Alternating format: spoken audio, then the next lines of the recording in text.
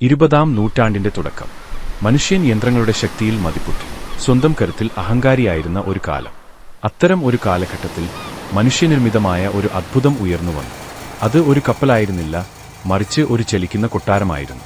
ഒരു സാമ്രാജ്യത്തിന്റെ അഭിമാനമായിരുന്നു. അതിന്റെ പേര് ടൈറ്റാനിക്. മുങ്ങില്ലെന്ന് ലോകം വിശ്വസിച്ച ആ കപ്പലിന്റെ കഥ തുടങ്ങട്ടെ.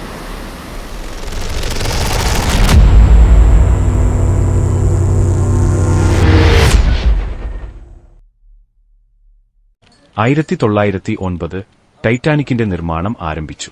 882 അടി നീളവും 175 അടി ഉയരവുമുള്ള ഈ അതികായൻ 11 നിലകളുള്ള കെട്ടിടത്തിന് തുല്യമായിരുന്നു. അന്ന് മനുഷ്യൻ നിർമ്മിച്ച ഏറ്റവും വലിയ ചലിക്കുന്ന വസ്തുവായിരുന്നു അത്. 1911 മെയ് 31 1,00,000 പേരുടെ സാന്നിധ്യത്തിൽ ടൈറ്റാനിക് വൻ ആഘോഷപൂർവ്വം വെള്ളത്തിലിറങ്ങി.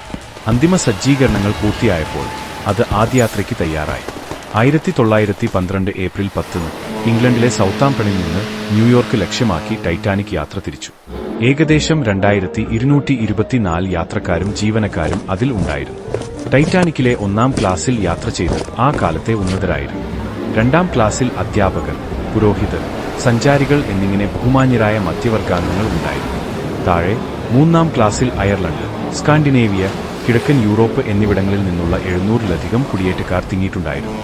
അവർ തങ്ങളുടെ സ്വത്തും സ്വപ്നങ്ങളുമായി ഒരു പുതിയ ജീവിതത്തിലേക്ക് യാത്രയായിരുന്നു. കപ്പലിന്റെ നാവിക ചുമതല വൈറ്റ് സ്റ്റാർ ലൈനിലെ ഏറ്റവും മുതിർന്നതും ബഹുമാനിതനുമായ captain Edward J.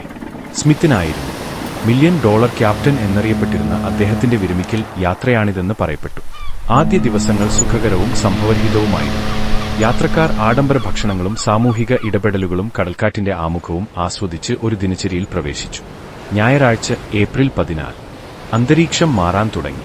ടൈറ്റാനിക്കിന്റെ wireless ഓപ്പറേറ്റർമാരായ Jack ഫിലിപ്സും Harold ബ്രൈഡും ആ പ്രദേശത്തെ മറ്റ് കപ്പലുകളിൽ നിന്ന് കടലിലെ ഐസ് മുന്നറിയിപ്പുകൾ സ്വീകരിക്കാൻ തുടങ്ങി. കാരോണിയ, ബാൾട്ടിക്, അമേരിക്ക, അടുത്തുള്ള കാലിഫോർണിയൻ എന്നീ കപ്പലുകളെല്ലാം ടൈറ്റാനിക്കിന്റെ പാതയിൽ ഐസ്ബെർഗുകളും വമ്പിച്ച ഹിമക്കെട്ടുകളും റിപ്പോർട്ട് ചെയ്തു. ഈ സന്ദേശങ്ങളിൽ ചിലത് ക്യാപ്റ്റൻ സ്മിത്തിന് കൈമാറി. എന്നാൽ പലതും തള്ളിക്കളഞ്ഞു. ആ രാത്രി കടൽ അസാധാരണമാംവിധം ശാന്തമായിരുന്നു. ക്രോസ് നെസ്റ്റിൽ നിരീക്ഷകർ ഫ്രെഡറിക് ഫ്ലീറ്റും റെജിനാൾഡ് ലീയും ഇരുട്ടിലേക്ക് നോക്കി. രാത്രി 11:39 ഫ്ലീറ്റ് അത് കണ്ടു. കപ്പലിന്റെ നേർക്ക് ഒരു ഇരുണ്ട പിണ്ഡം. അദ്ദേഹം 3 തവണ ക്രോസ് നെസ്റ്റ് മണി മുഴക്കി. കൂടാതെ പാലത്തിലേക്ക് ഫോൺ ചെയ്തു. ഫസ്റ്റ് ഓഫീസർ വില്യം മർഡോക്ക് തൽക്ഷണം പ്രതികരിച്ചു. കപ്പലിനെ ഇടത്തോട്ട് പോട്ട് തിരിക്കാൻ ഹാർഡ് സ്റ്റാർ ബോർഡ് എന്ന് കൽപ്പിച്ചു. കപ്പൽ നിർത്താൻ എഞ്ചിനുകൾ ഫുൾ ആസ്റ്റേൻ ആക്കി. കപ്പൽ പതിയെ തിരിഞ്ഞു. എന്നാൽ അത് വളരെ വൈകിയിരുന്നു. രാത്രി 11:40 ടൈറ്റാനിക് ഐസ്ബെർഗിന്റെ അടിയിലെ മുനയിൽ തുറച്ചുകൊണ്ട് കടന്നുപോയി. ക്യാപ്റ്റൻ സ്മിത്ത് പാലത്തിലേക്ക് ഓടിച്ചെത്തി. ഒരു പരിശോധന നടത്താൻ തോമസ് ആൻഡ്രൂസിനെ വിളിച്ചു. അദ്ദേഹം ആ സത്യം കണ്ടെത്തി. 16 അറകളിൽ 5 ജലം നിറഞ്ഞു. ആൻഡ്രൂസ് തലയിൽ കണക്കുകൂട്ടി. മുൻവശത്തെ 5 അറകൾ നിറയുമ്പോൾ ജലം അതിന്റെ മുകൾ ഭാഗത്തേക്ക് ഒഴുകി അടുത്ത അറയിലേക്ക് പ്രവേശിക്കും. അദ്ദേഹം ക്യാപ്റ്റനോട് ആ വിധി പറഞ്ഞു. 2 മണിക്കൂറിനുള്ളിൽ ടൈറ്റാനിക് മുങ്ങും. ലൈഫ് ബോട്ടുകൾ തുറക്കാൻ ഉത്തരവ് നൽകി. ടൈറ്റാനിക്കിൽ 20 ലൈഫ് ബോട്ടുകൾ മാത്രമേ ഉണ്ടായിരുന്നുള്ളൂ. നിയമമനുസരിച്ച് അത് 1178 പേർക്ക് മതിയായിരുന്നു. കപ്പലിലെ ആകെ ആളുകളുടെ പകുതിയിലും കുറവ്. കപ്പലിന്റെ ക്യാപ്റ്റൻ എഡ്വേർഡ് ജെ. സ്മിത്ത് തന്റെ ചുമതല പൂർണ്ണമായി നിറവേറ്റി. യാത്രക്കാരെ രക്ഷപ്പെടുത്താനുള്ള എല്ലാ ശ്രമങ്ങൾക്കും നേതൃത്വം നൽകിയ ശേഷം താൻ സ്നേഹിച്ച കപ്പലിനൊപ്പം മുങ്ങിപ്പോകാൻ അദ്ദേഹം തീരുമാനിച്ചു. രാത്രി 2 അവസാനത്തെ ലൈഫ് ബോട്ട് താഴ്ത്തി. രാത്രി 2:18 കപ്പലിന് സമ്മർദ്ദം താങ്ങാനായില്ല. ടൈറ്റാനിക് കപ്പൽ 2 പിളർന്നു. മുൻഭാഗം അതിവേഗം അറ്റ്ലാന്റിക്കിന്റെ അടിത്തട്ടിലേക്ക് ആണ്ടുപോയി. കപ്പലിന്റെ പിൻഭാഗം ഏതാനും നിമിഷങ്ങൾ കൂടി കുത്തനെ ജലനിരപ്പിൽ നിന്നു. കൃത്യം രാത്രി 2:20 ലോകം കണ്ട ഏറ്റവും വലിയ അത്ഭുതം ശാന്തമായ അറ്റ്ലാന്റിക് സമുദ്രത്തിൽ പൂർണ്ണമായി അപ്രത്യക്ഷമായി.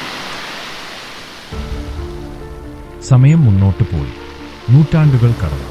2025 ആ ദുരന്തത്തിന്റെ നിശബ്ദ സാക്ഷി ഇന്നും ഇവിടെയുണ്ട്. കാലം മരവിച്ച ഈ ആഴങ്ങളിൽ, ഇവിടെ ഇരുളിലും നിശബ്ദതയിലും ആ ഓർമ്മകൾ ഇപ്പോഴും ജീവിക്കുന്നു.